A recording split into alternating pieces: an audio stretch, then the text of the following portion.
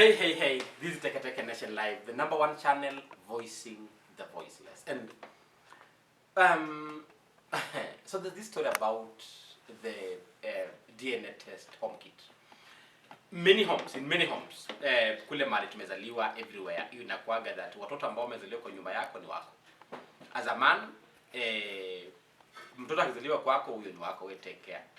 But now, DNA, while growing up, was something that it was expensive. And in many families that tulikuwa na some kind of disagreement over children not knowing mtoto ni wako ama si wako. The cost of doing DNA ilikuwa so expensive, and this dissuaded most people from really pursuing it.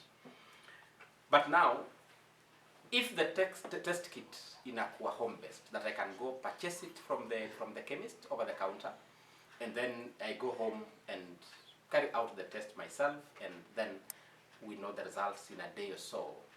This might just be a game changer. And we've seen issues. Umeona hii December in Kisii, kuna a lot of killings. I fear that while this enhancement in technology is a good thing, but the effects might have very, very far-reaching negative consequences, because many people actually, many marriages, many unions could be working today only because some of us, a lot of people out there, do not really know that maybe watu ambao uko na wao kweli sasa ni wako, lakini ulishakubali. In the event this kit becomes so popular, iko tu hapa, you can just walk to any chemist over the counter, you purchase, unaenda home, and it's affordable. It is 600 shillings or 1,000 pop. Which means most of the people will be able to afford. And as they afford, they will carry out these tests. Some of them would be positive, some of them, of course, will turn out negative. I can't imagine, and I'm not saying this because I believe that kuna watoto wengi ambao si wa hizo nyumba.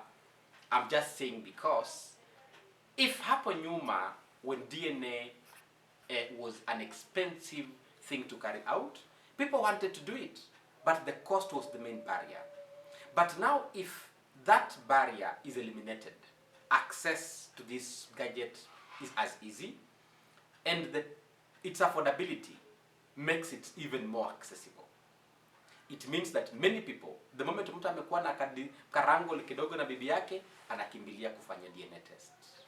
Woe unto you when you fanya your DNA test, and finally, you unearth what is in the darkness, that you have got your 3, 4, 5, 7 kids.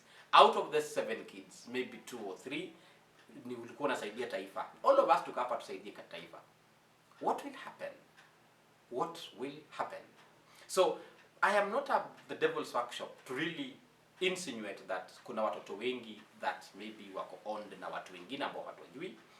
But I think that this kit, this technology, the end goal inaweza kuwa na negative effects more compared to the positive effects. Because a child is a child, and once a child has been born in your household, huyo ni wako, wewe pambana na kuchukua huyo mtoto akwe wako, and let's move on with life. But let me ask you, if this thing comes, and hapo mtaani uko Dandora, uko Kakamega, uko Kilifi, you can easily go into a chemist, purchase and test. Do you think that your marriage would still stand? Do you think that in your community, in your neighborhood, in the country, the peace that has existed among and between families, would we still see it? Would we learn that some of the kids that have been raised, kumbe ni wa Mr. X, Y, and Z?